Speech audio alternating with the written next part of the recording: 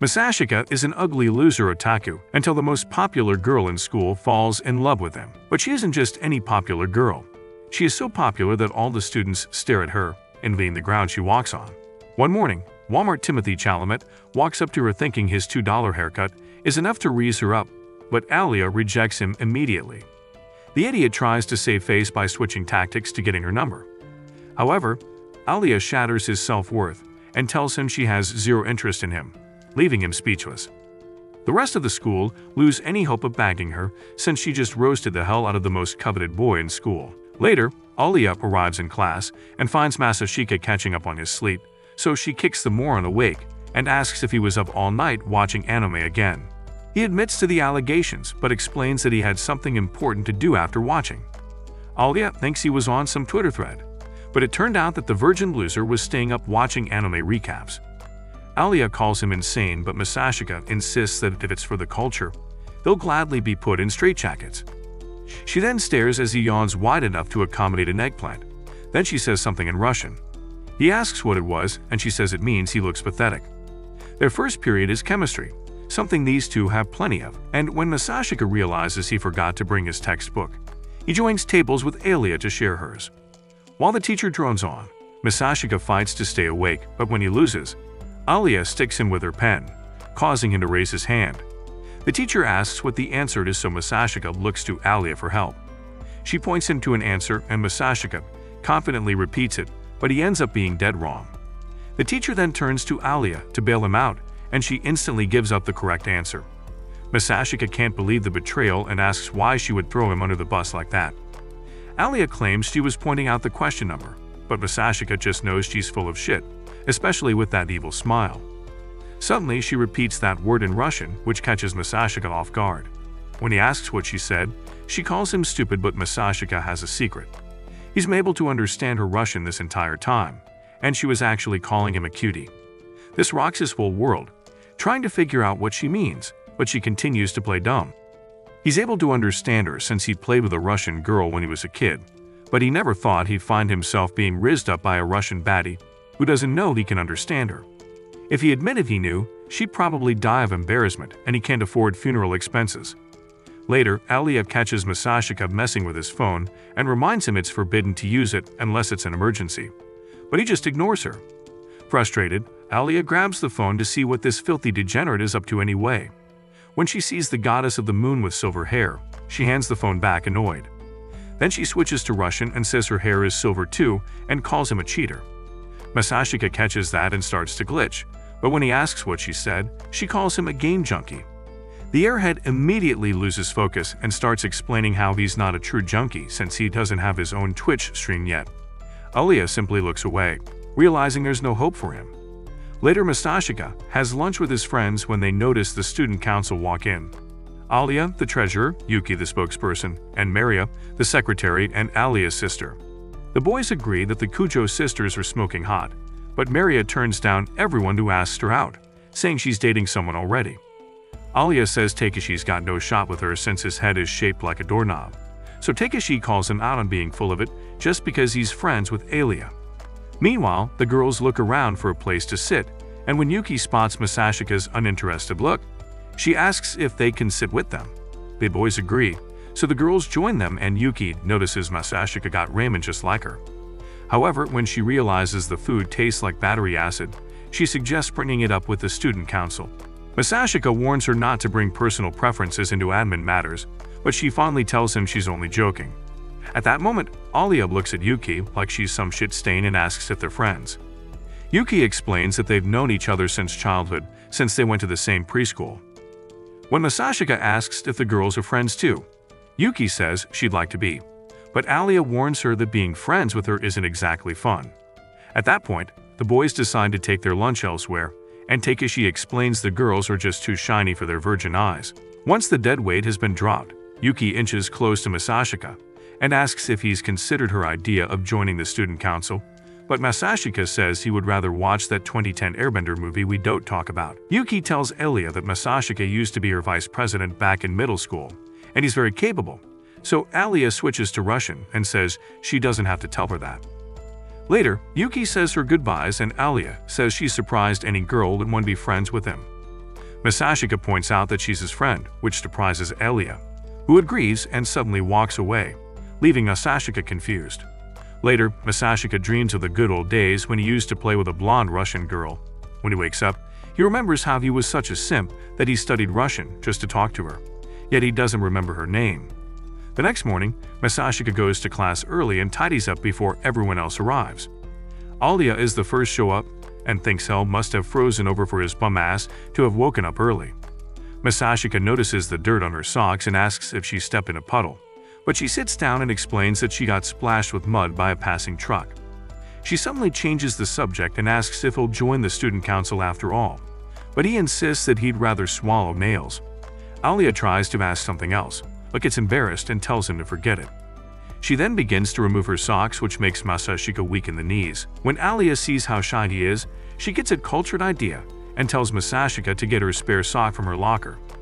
Masashika reluctantly agrees, but when she tells him to put it on her, he tries to chicken out, but she says it would be a nice treat for him for helping her get it. Alia switches to Russian and says it's for her too, and at this point, Masashika starts wondering if she's just using him to release her stress or something. When he asks what she said, she says she called him a coward, so Masashika grabs her foot and decides to do as she's asked. Alia starts freaking out, saying she wasn't ready yet, but Masashika tells her to stop squirming so he can get it in. However, he accidentally touches her in her restricted area, so she immediately kicks him in the face and gives him a peek of heaven in the process. The man goes down, but it was worth the treat. Later, Alia gives him cold shoulder, so he approaches her and tries to apologize, but she calls him a leg fetish scum in Russian. She then says she's not mad at him and apologizes for kicking him, but when she tries to see if he's okay, he deflects and thanks her for giving him a preview of the promised Everland. Alia is beyond embarrassed and decks him. Then she turns to run away while he chases after her. They run around school for a while, but 10 minutes later, she finally gives in. Masashika apologizes for taking it too far and offers her favorite drink as a peace offering. Alia is touched that she noticed and switches to Russian to ask if he wants a sip. Masashika freezes when he realizes she wants to indirectly kiss him, but he chickens out and pretends not to know what that means. As usual, she changes the translation and laughs to herself, thinking he doesn't understand a word she's saying. Some days later, Masashika meets up with Yuki in a storage space, and when the two start goofing off, Alia pops out and laments about being the third wheel. The girls apparently need help sorting out the storage room, so Masashika starts by bringing down some board games which cues Yuki to brag about her last win. Alia tells the cringy couple to get back to work, then switches to Russian to wish she'd get some attention too. Masashika shivers on the spot as Alia continues to beg for him to come, while Alia thinks she's really being slick. Afterward, they head to the student council office, where the president comes in and introduces himself as Kenzaki, saying he's heard a lot about him. Masashika looks at him like an unfinished map of project, and thinks it's no wonder he's the president.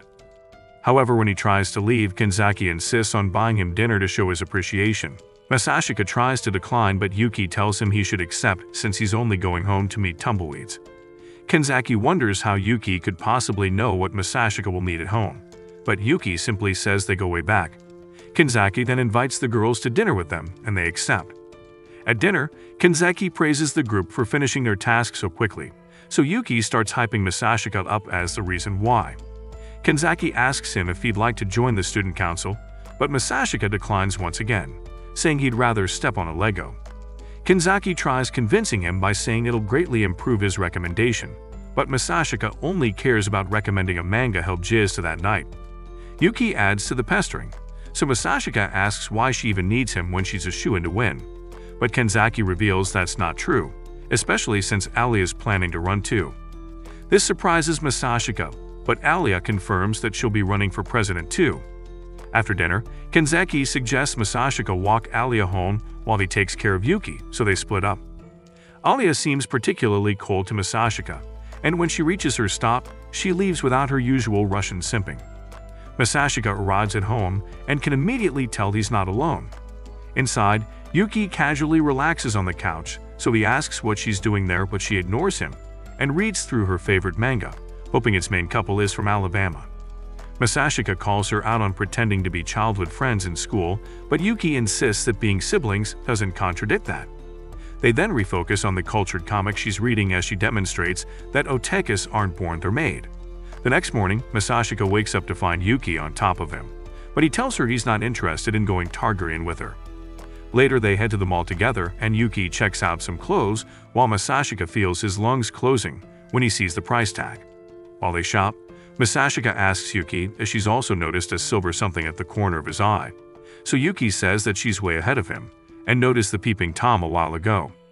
Masashika wonders how to deal with the situation delicately, but Yuki doesn't give a shit and just walks right up to Alia. Alia tries to play it cool and claims that she'd only seen them a few moments ago, but of course, no one buys it. Yuki tries to invite Alia to lunch with them, but when Masashika tries to stop her, Alia wonders what the big deal is. Yuki explains it's a spicy food joint and tells her not to come if she can't handle it. But Masashika tries to be honest and warns her that it's like eating the bomb from Hot Ones. Alia insists that she'll go, ignoring Masashika's warnings, and moments later, she stands before the gates of hell, looking like she died while doing meth. Alia starts to have second thoughts till Yuki starts running her mouth, making her double down. When they head in, Yuki explains what flavor of hell awaits her in each of their dishes, so Masashika tries to save her by going for the mildest option on the menu. The girls decide to go with his order too, and while they wait, Alia points out how boyish Yuki looks for a change. Yuki informs her that she was in bed with Masashika that morning, causing him to spit his drink, while the virgins in the restaurant eavesdrop on what it's like to get some action. Alia looks to Masashika for an explanation, but what he says sounds the same as saying she slipped and fell into bed with him. Finally, their order for 3 pools of blood arrives, and just the sight alone makes Alia jump. However, not one to back down from a challenge, she pulls out the noodles and starts to eat. Suddenly, the spices hit her like Truck-Kuman's distant cousin. But when Masashika tries to ask if she's seeing double yet, she insists that she's fine. She starts crying as she begs for help in Russian, but every time Masashika tries to help, she refuses. Just then, Yuki, who's no better than the devil, offers her a spice to make her food even hotter. Masashika realizes Yuki's doing this on purpose and tries to rescue Alia, but the idiot refuses and pours some of it in. When she takes a bite, she screams Bloody Mary and they end up outside. Masashika says Yuki went off to buy something, and it's just 2 of them now, so he asks if she wants some ice cream. Alia finally cools off when Masashika suddenly asks her why she wants to be student council president. Alia says she doesn't need a reason to aim higher, so Masashika asks if she has a running mate. She says she doesn't need one and would probably ask a random stranger just cause of the rules, but when she switches to Russian, she wishes he would run with her. This reminds Masashika of a time when he watched a girl ugly cry over losing the elections, making him feel bad. Alia asks if he's got any plans after that, and Masashika says he doesn't and Yuki won't be back for a while, so Alia asks him to follow her shopping. Yuki says it would imply a close relationship between them, but when he realizes that Alia doesn't have many friends thanks to her prickly Miss Perfect attitude, he decides to pity the silver tsundere wannabe. They head to the store and Alia wonders why Masashika is being so nice to her, then gets mad when she thinks it's because he expects her to lose the presidency.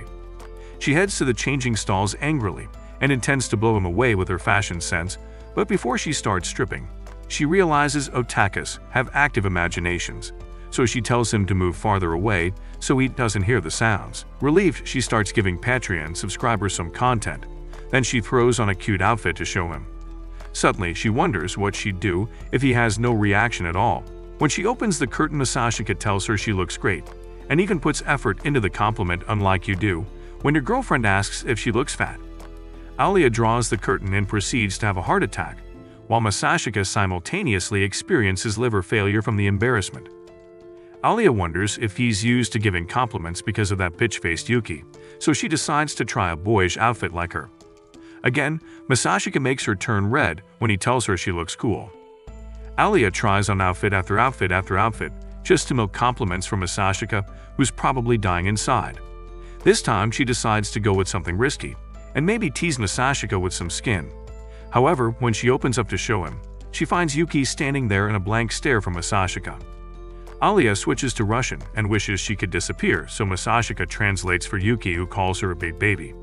Later on the train, Alia wonders who would win between Madara and Saitama, but snaps out of it when Masashika and Yuki start to say their goodbyes. When they leave, she starts freaking out about that skimpy skirt she wore when something more important hits her, and she wonders why they both got off at the same station. Afterward, Alia heads home where her sister Maria welcomes her. Maria can tell Alia's looking kind of emo for a change, so she asks what's wrong.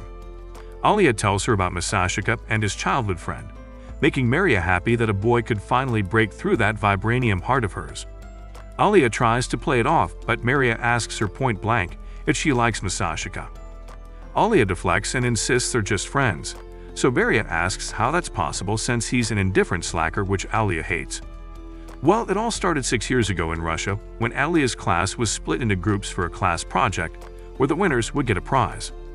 Alia was excited to do her part and went all the way into town to interview her subject study, but when she returned to school, she realized no one else seemed to give a shit. Alia tried to motivate the group so they could win, but those future couch potatoes weren't having any of it. When they saw Alia had written an entire dissertation for the assignment, they had to tell her to chill cause she was doing too much. Eventually a fight broke out and Alia was left all alone to finish that Loki master's degree. When the moment of truth came, another group won the prize and Alia was broken up about losing. On her way home, she blamed herself for expecting anyone to be as driven as she was, so she decided to start her woke feminist arc.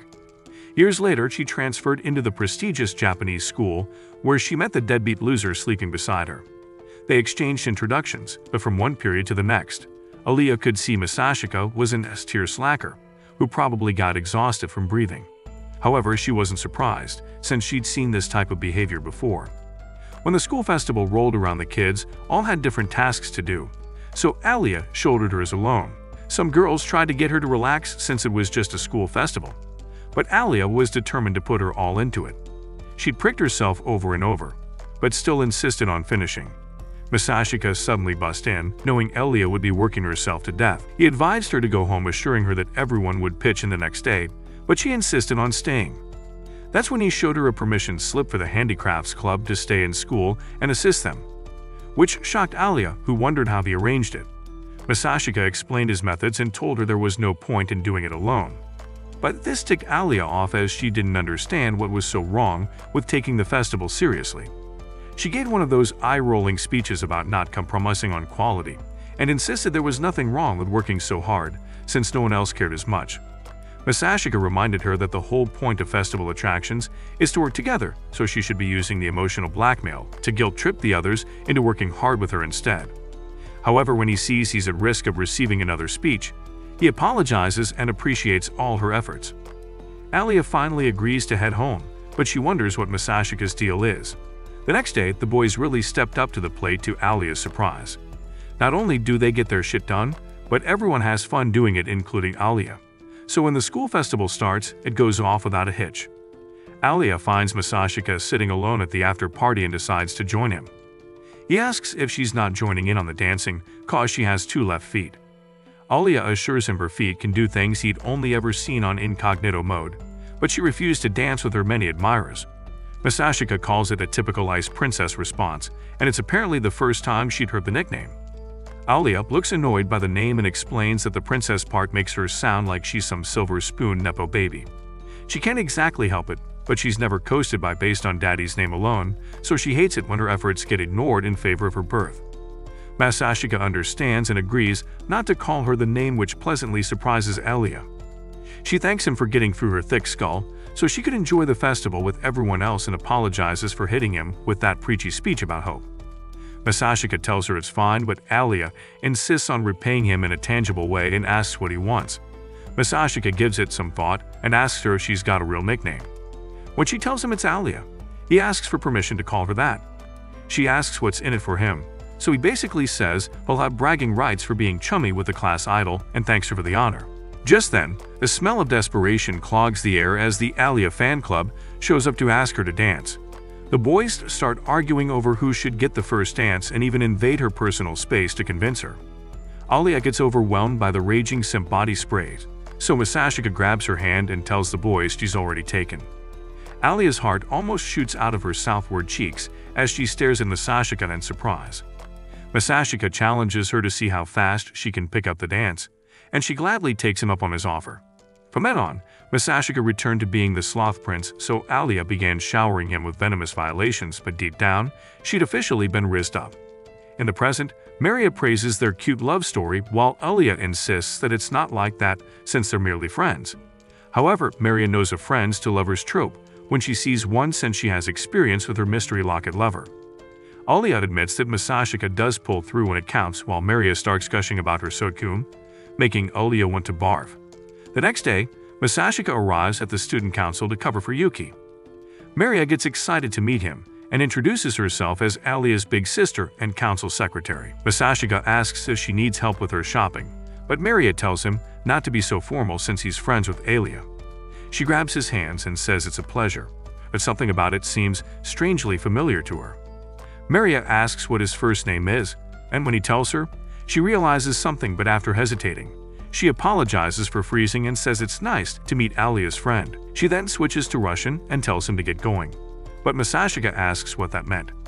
She repeats herself correctly in Japanese and greets the president goodbye.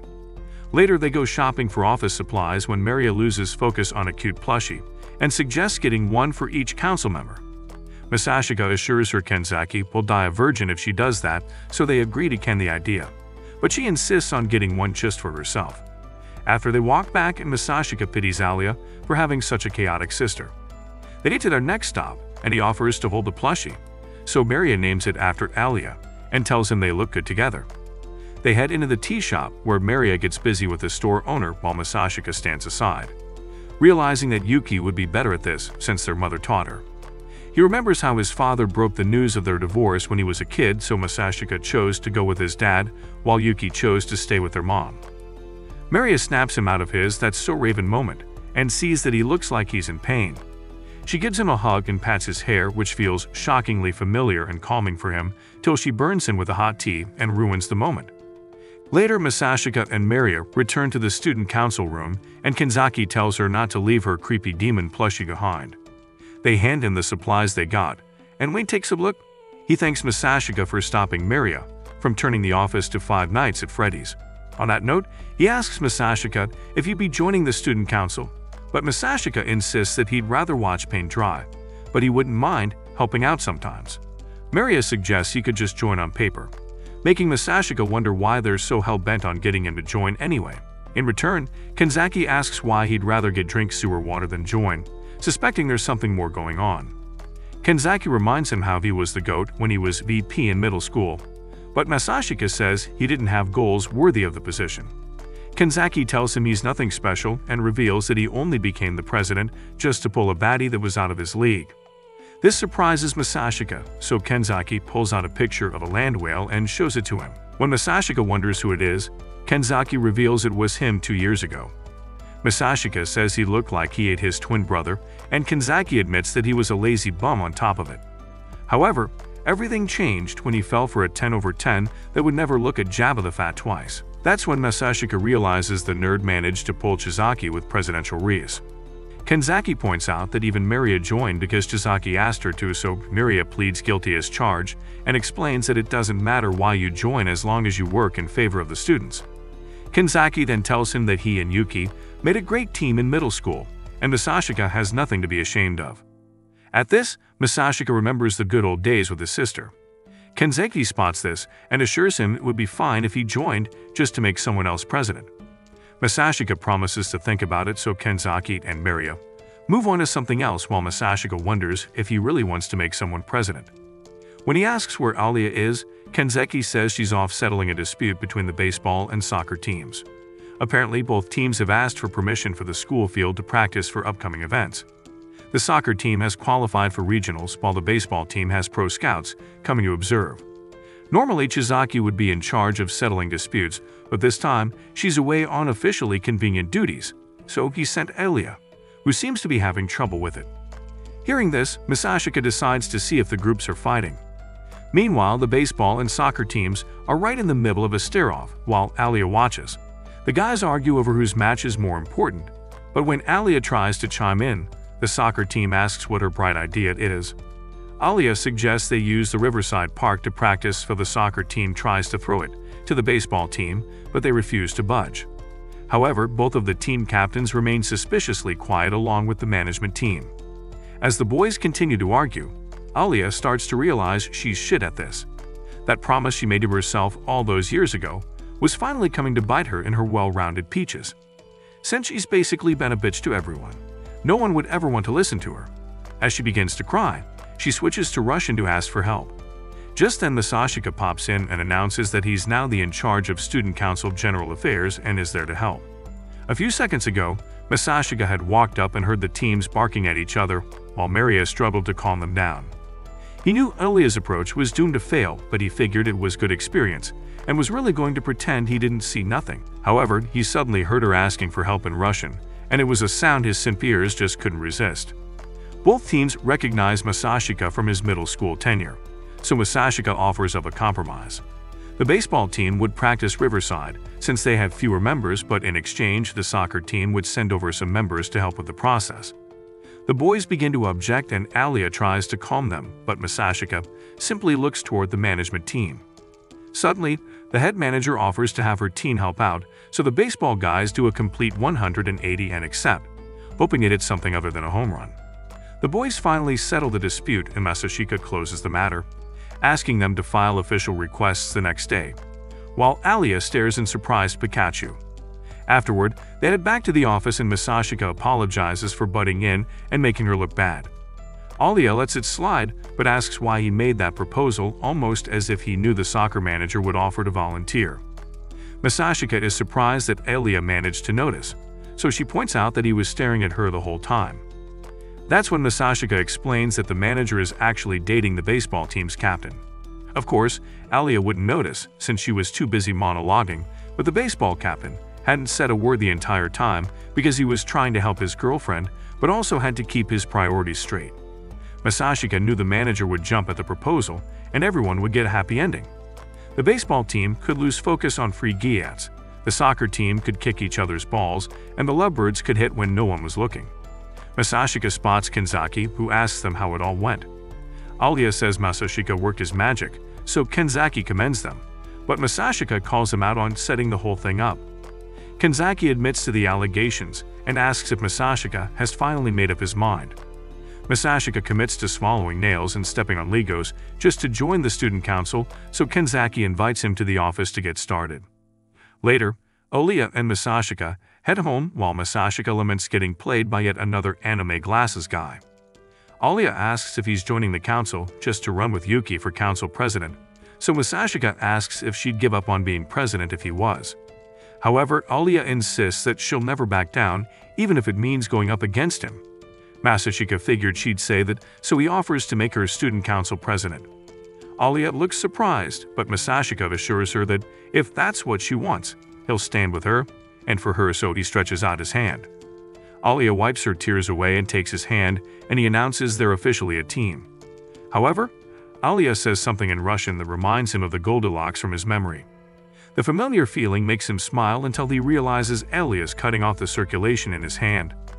Alia asks if he was thinking about another girl, making Masashika realize he's committed one of the sins of the sacred confession scene.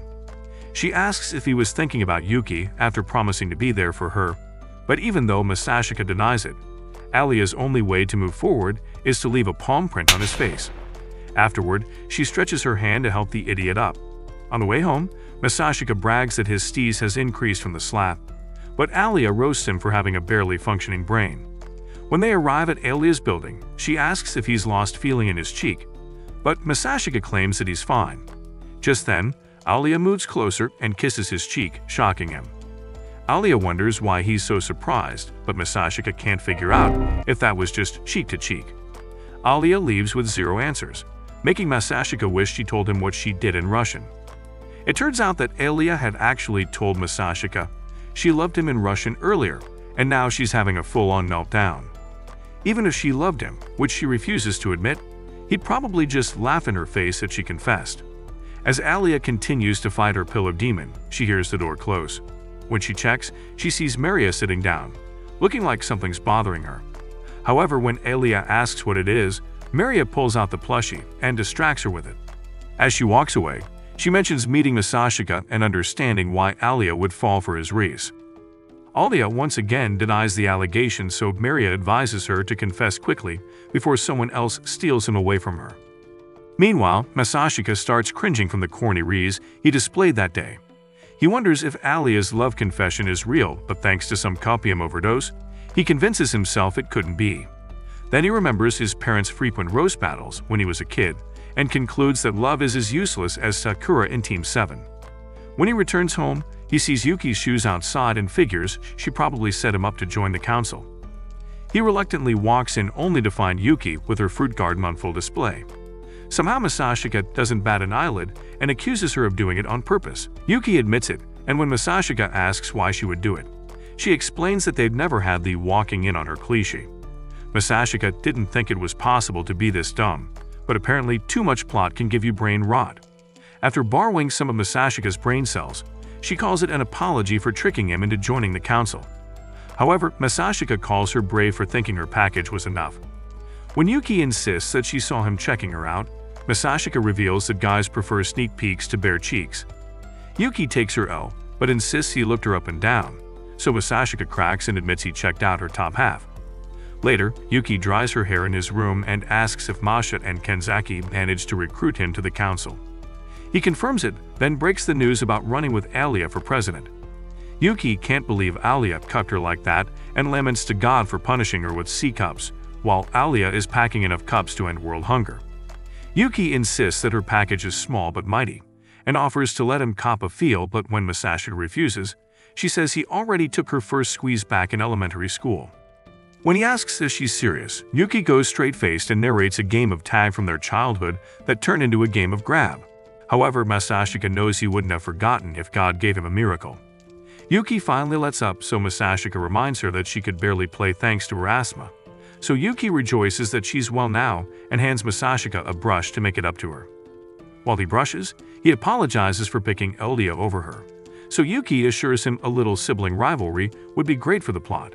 After, Yuki tells him he's free to come back to her if Alia's chest burden starts to suffocate him. But Masashika assures her there's no better way to die. Yuki leaves but says she's glad that Masashika finally found someone to motivate him again, though that won't stop her from crushing him like a nut. The next morning, Masashika thinks it's strange that Yuki didn't do something heinous to wake him up, so he imagines that she's still pretty hurt from yesterday's news. He decides to make it up to her, but when he gets up, a hand grabs him and scares the chocolate cream right out of him. Yuki laughs at his sucker face, till she suddenly notices she's stuck since there was no space for dump truck kun. Masashika takes the opportunity to stuff her face as revenge. So Yuki laments getting stuffed in the face with her unborn nephews and nieces. Later in school, Alia waits nervously for Masashika to arrive. She tries to calm herself, thinking Masashika would probably sleepwalk in as usual. However, Masashika struts in looking rather bright-eyed and sparkly to her surprise. As he talks with the other classmates, Alia's love-struck filter makes him look like Dazai from Bungo Stray Dogs, which she thinks is kind of hot, but she tries to snap out of it. During class, she's surprised to see Masashika wide awake, so she remembers his promise to her and thinks he might be stepping up his game. In gym class, Alia shows an impressive serve while Masashika gets smacked in the head. Later, Masashika nurses his head trauma when Alia shows up to check on him. Alia asks if he'll be heading to the nurse's office, but Masashika assures her it won't be the first time getting balls in the face. Alia decides to play nurse and see for herself, leaving Masashika to see an up-close confirmation of those e-cup allegations.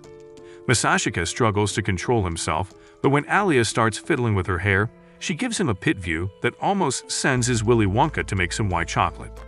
But on the bright side, this proves his peaks of cheeks theory. Alia suggests they get some water, so they head over to the taps, but when Masashika looks over, he gets excited by how much pressure Alia's throat can take at once. Immediately, Masashika decides to wash away his dirty thoughts and keep his eyes away from the prize. Maria spots them and walks over, wondering why Masashika keeps looking up, but it turns out he's thanking God for gym uniforms. Maria notices how wet he is and uses her towel to dry him off, but in the process, Masashika gets a private screening, which must be God saying you're welcome. Masashika thanks her for the rub and says he knows what a dog feels like now, so Maria starts flirting hard, saying dogs do have the best style. Alia quickly breaks it up and suggests they head back, so Maria waves goodbye as they walk off. As they head back, Masashika prepares to get chewed out by Alia, but to his surprise, she's still concerned about his unfortunate run-in with the balls. Masashika realizes she hasn't caught on to his culture streak, so he assures her he's fine. He then remembers the kiss from last night and wonders if she's becoming lovey-dovey, so he asks why she's being so nice to him. Alia says he's been acting weird all day, so Masashika says he's actually been tweaking cause of his empty stomach. Alia goes red in the face as she realizes Masashika wasn't really paying attention in class. He was just too hungry to sleep. Masashika says he actually slept like a baby, but this only angers Alia, who stayed up overthinking. Alia finally snaps back to her usual tsundere self and looks like she's about to choke the life out of Masashika, but not in a good way. Masashika tries making some jokes to appease her, but Alia storms off, regretting ever worrying about the idiot who she's absolutely not in love with. After their last class, Masashika asks Alia to go to the council office together, but she looks at him like a talking trash heap and silently walks out. On the way, Masashika wonders if he crossed the line when they suddenly notice a group of well-trained simps leaving the office. When Masashika looks inside, he finds a Mikasa variant ready to chop off Aaron's head, so he tries to flee, but she pulls him back and apologizes for mistaking him for the baseball and soccer team. Apparently, Chizaki had taught the boys a lesson for ignoring Alia the other day, but she assures them she was gentle with her sword. When Masashika fears for his safety, Chizaki calls Kenzaki to her defense, so Kenzaki assures Masashika that his girlfriend won't get rough with other guys but him. Chizaki literally proves his point by smacking him to disagree, but Kenzaki doesn't mind getting slapped hard. Maria walks in and warns them not to get carried away, so Chizaki apologizes to Kenzaki that she went too hard, and they both make googly eyes at each other. Alia and Masashika start to gossip about whether or not Chizaki has a torture chamber, but when Maria sees how chummy they're being, she teases them for being just as cute. Yuki walks in and apologizes for being late, so Kenzaki officially starts the meeting by asking Masashika to introduce himself. Masashika then states his position and announces that Alia and he will be running mates in the next election. He then explains that his entire personality is Anaskull's subscriber and takes his seat. Kenzaki commends him and tells him to work with Maria for the day so he can get the hang of things. Yuki interrupts and says she needs to discuss the budget with the arts club, and since Alia is the treasurer, she'll have to go too. Alia accepts and the girls head out together, but Masashika can feel a storm coming. On the way, Alia asks Yuki if they can talk, so they head into an empty classroom. There, she informs Yuki of her plan to run with Masashika, but Yuki says he already beat her to it. Alia is glad to clear that up, but Yuki starts poisoning the air with complaints of her losing Masashika. Alia tries to ask what that's about, so Yuki declares that she loves Masashika even more than her parents. Alia can't believe her ears when Yuki asks how she feels about Masashika. Alia says she is just a friend zone inmate, so Yuki asks if she loves him too. She corners the poor girl to force it out of her, so Alia insists that she won't let Yuki have him because he's hers. Yuki is pleased with her answer and says they should be heading to the art club now. They agree to use their codenames in the upcoming battle, and Yuki walks ahead while Alia stays back to assess the damage to her brain that made her claim Masashika. Meanwhile, Masashika works with Maria and is surprised by how efficient she is, unlike Chizaki, who's tweaking like she's holding in pee. Kenzaki gets rid of her and apologizes for the disturbance in the force, but Masashika suspects she's only good with torture tactics. Maria suggests taking a break and asks the boys if they want tea since she's an expert. When Masashika sees the jam on the table, he asks if it's a Russian thing and she says it is. He then asks if her black tea is only a winter staple, but Maria says they had it all the time cause her mother was a tea junkie. Maria asks how much he knows about Russia, so Masashika lies that he only has movie knowledge even though he studied the language to raise his crush. As he takes a sip of the tea, he remembers his estranged mom is also a tea addict, but he gets distracted when Maria deep throws her jam. He decides to try it for himself, but it's an acquired taste. Just then, Yuki and Alia return with a weird air between them. Alia quickly sits close to Masashika, and when he complains about personal space, she says it's Russian bad luck for a girl to sit at the corner of the table. When he notices how hard Yuki's staring, he figures shit must have hit the fan when they went out. Maria confirms the Russian myth, but she explains that it's more for folks who want to get married and asks Alia if she's found her groom. Alia brushes it off and switches to Russian to say not yet, so Masachika feels relieved till he wonders what that means. Maria hands Alia a mountain of jam, making Masachika get excited to see her guzzle capacity. Later, Kanzeki calls it a day and dismisses the first years. On the way home, Masachika suggests they stop by a family diner to discuss the upcoming elections. Alia laments about it not being a date in Russian, so Masachika cringes at Russian simping. At the diner, Alia orders for diabetes so she can feel better, so Masachika asks if anything happened with Yuki. Alia asks if he and Yuki are dating, but he says he'd rather get stomped by the colossal titan. When Alia wonders what's going on, he explains that Yuki just gets off on messing with people and suggests they move on to more important matters. He breaks the news that they have no chance of winning against Yuki at the moment. At the start of middle school, there were 6 pairs of aspirants including he and Yuki, but half of them dropped out at the student congress, which was like a debate for the students to narrow the aspirants to 3 pairs before elections. Alia asked why half dropped out before then, so Masachika explains that it was basically like a preview of the elections that was bound to skew their favor to one side. Not all candidates have to be part of the student council, but it seems their numbers are low because they've given up on beating Yuki. Alia gets pressed about how at ease Masachika seems on their not date and ends up ruining her straw. She switches to type 2 diabetes and starts inhaling her future health insurance, making Masachika wonder if it's that good. Alia decides to tease him and asks if he wants a taste. He tries to refuse, but she scoops some up and insists that she try it. Masachika offers to get a fresh spoon, but Alia insists that it's a normal thing in Russia. Masachika can tell she's capping, but he can't resist a woman offering him her cream. He takes a mouthful with his tongue, while the rest of the diner witnesses the taboo. Suddenly, Masachika notices Taniyama outside, but Alia interrupts him and asks how they can beat Yuki. Masachika suggests taking a different angle to appeal to the students and gives the example of Kenzaki. Even though his rival was the former middle school president and Kenzaki wasn't on the council, Kenzaki still won. His success started as a joke from the newspaper club, who thought his lard ass couldn't win. However, everyone was surprised to see the evolution of mammals from land whale to human, and it won them over. Alia asks if she needs a compelling backstory to show the people how hardworking she is, but Masachika is too focused on the taboo spoon's future. Alia can't take what she dished out, so Masachika decides to order a meal and a fresh spoon to save themselves the awkwardness. Alia teases him for getting flustered over something minor, so Masachika asks if everyone in Russia just goes around swapping DNA. Alia switches to Russian and says he's the only one she'd do it with, making Masachika nervous. They return to the topic of winning the election, so Masachika says their first chance to garner support will be at the end of the first term when the council gives its policy speech. Alia asks what she should say in hers, so Masachika advises her to speak from her heart after it is thought out. He then says she's perfectly charming as it is, so Alia blushes and wishes she'd praise him more. After, Alia asks how his food tastes, so he offers her some till he remembers she can't handle chili. Alia refuses to back down because she's dense and agrees. Masachika scoops her impending diarrhea, and his inner demon wins out as he hands Alia a whole chili to try. Alia says her prayers and swallows it, then bends over to mourn her fallen taste buds. Later the pair walks home and Alia asks what Yuki plans to do now that she's lost her running mate. Masachika says she's insanely popular, and she's likely to pick someone from their old student council, but it would be trouble if she teamed up with Taniyama.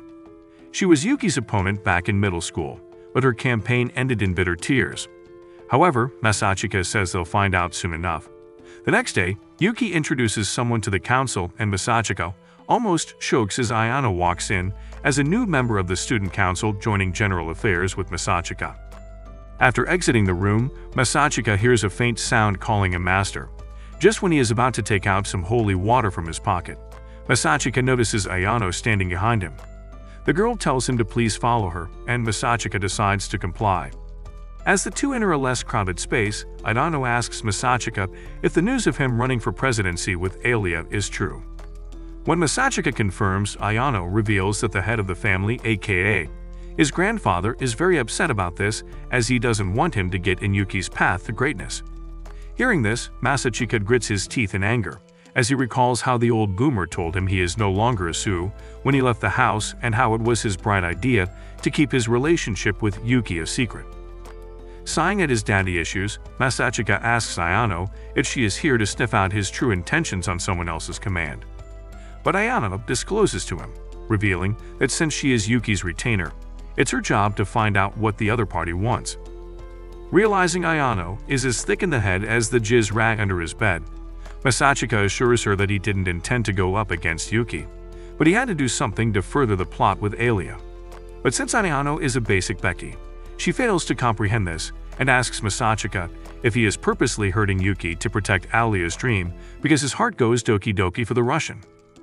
Masachika curtly tells Ayano that he is solely helping Alia because that's what he wants to do. With that, he also orders the doormat to relay this information to his so-called grandfather.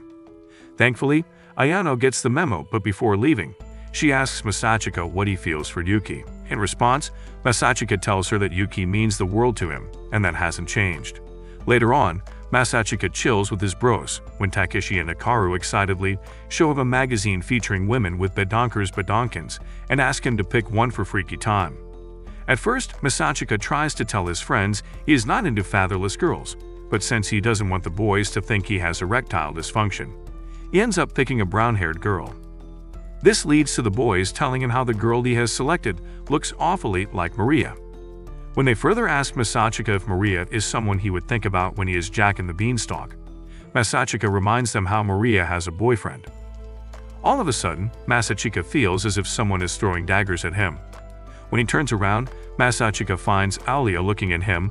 Masachika quickly tells her that the magazine belongs to Takeshi. As Alia takes her seat, the boys continue to hound Masachika about his type in women. In the end, Masachika admits that he wants to date a woman who he can be friends with. Hearing this, Alia whispers in Russian how she would be the perfect fit, which makes Masachika blush. However, he suddenly remembers the girl from his childhood, prompting him to reveal how he wants a girl that has a bright smile. His friends nod in understanding as they add how it's important for a girl to be approachable. Of course, since Alia is as cold as the toilet seat in winters, she becomes irritated by Masachika's preference and throws a huge fuss.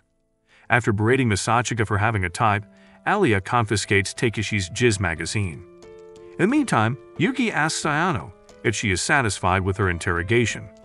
Ayano answers back, revealing how her faith in Masachika has been restored and further informs Yuki everything that Masachika said during their conversation. When Yuki asks Ayano how serious was her brother, Ayano reveals that Masachika was so serious that her uterus began to tremble. Weirded out, Yuki asks her if she is also into Masachika, but Ayano clarifies that she just wants Masachika to send her a 3-hour-long audio of him whimpering.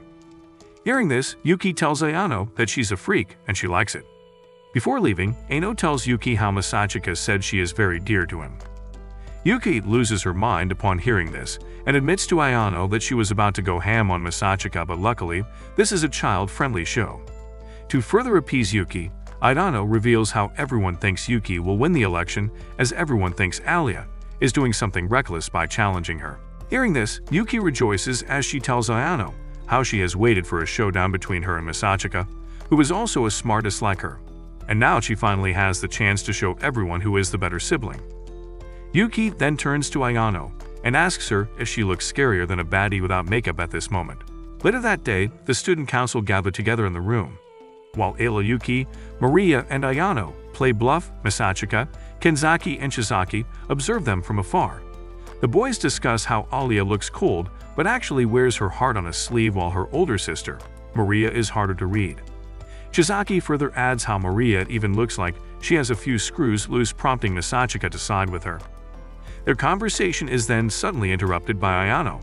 Observing her diligence, Kenzaki asks if she learned to be this obedient due to her duty as a retainer.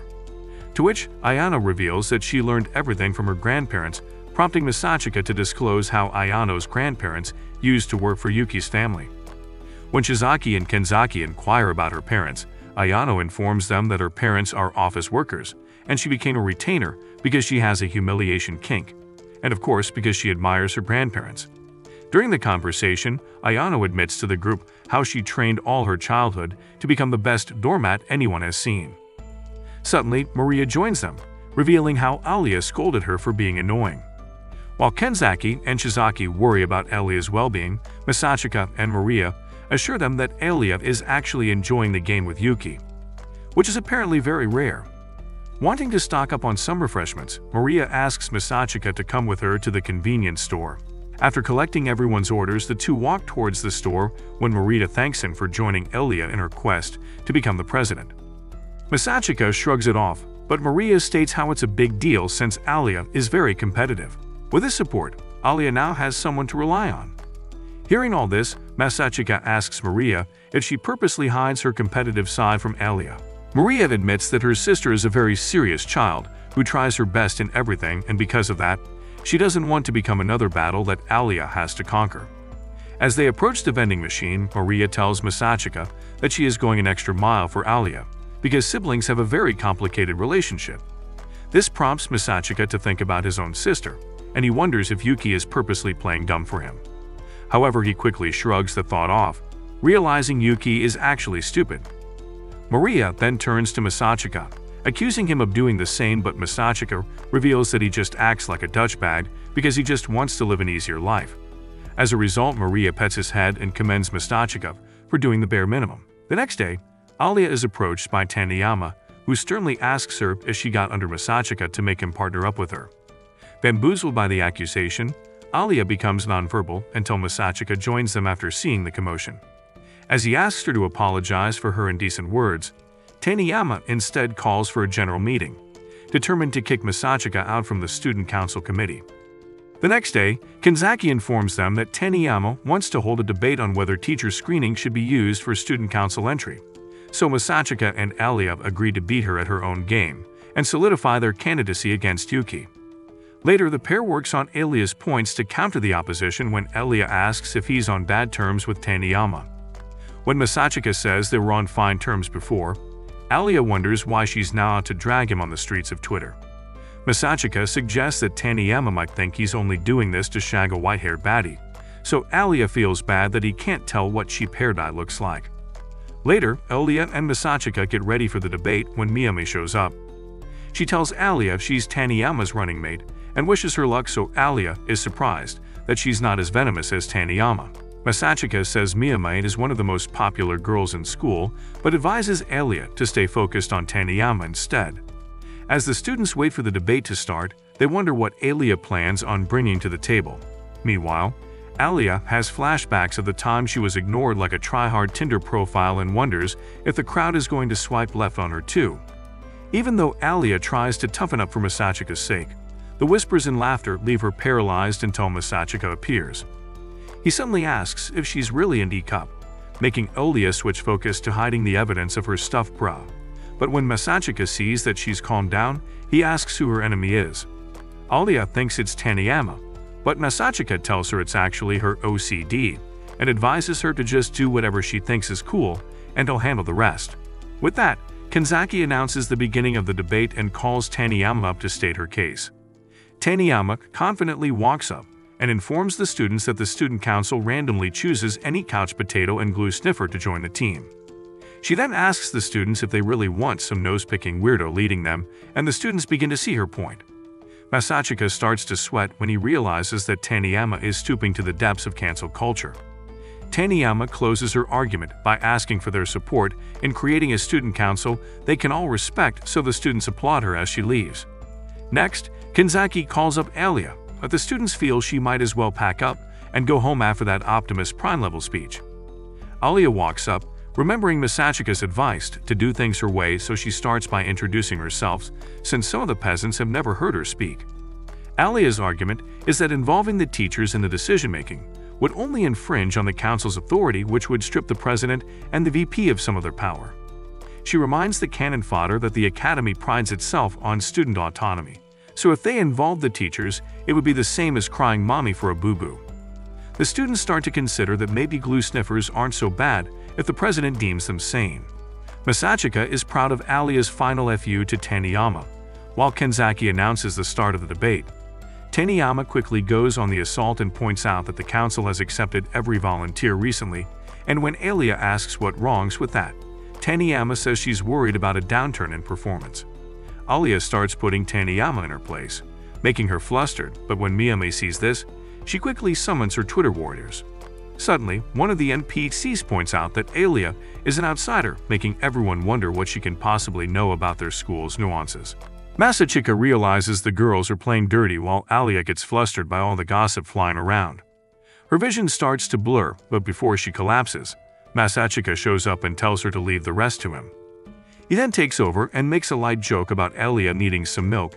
This puts the crowd at ease as he confidently continues. He asks the students why they're even having the debate when they already chose Kenzaki, a former land whale and part-time couch potato. If it were left to the teachers, they would never have let him out of the ocean. The students laugh as Kenzaki takes on the stray bullets. Then Masachika reminds them that Kenzaki was only able to become president because their system allows for anyone with the drive to become a council officer. His argument completely shatters the opposition, and by the time Kenzaki asks if Taniyama has anything to say, she runs away.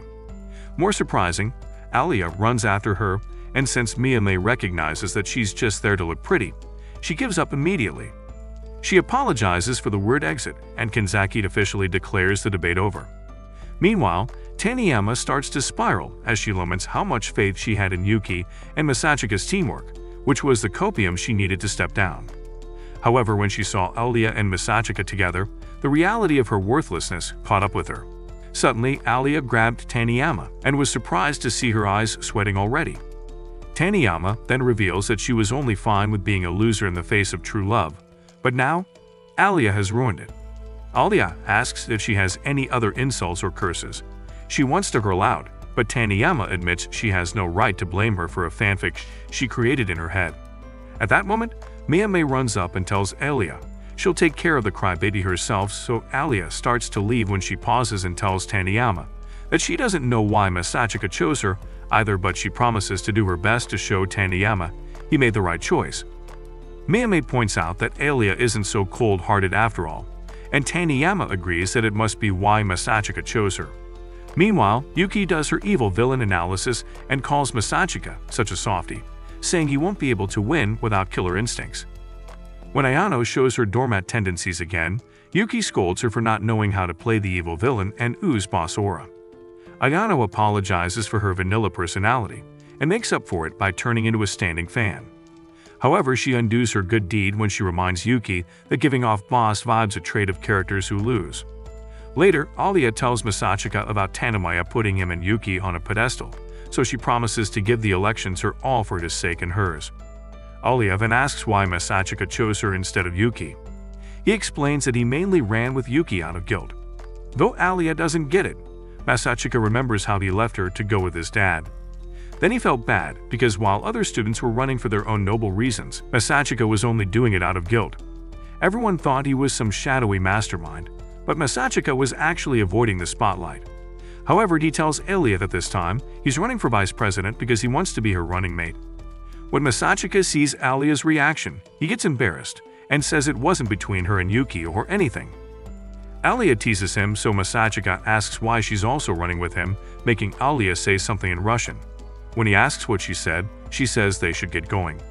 Masachika agrees, but before they leave, Alia asks why the heck he brought up her cup size earlier. So Masachika says he wanted to confirm if they were larger than his fists, so Alia scoffs and says just barely. Are you ready for the sibling showdown? Comment, I want Masachika's whimpering audio if you want the next part. And if you like anime recaps like this, then watch this video right here.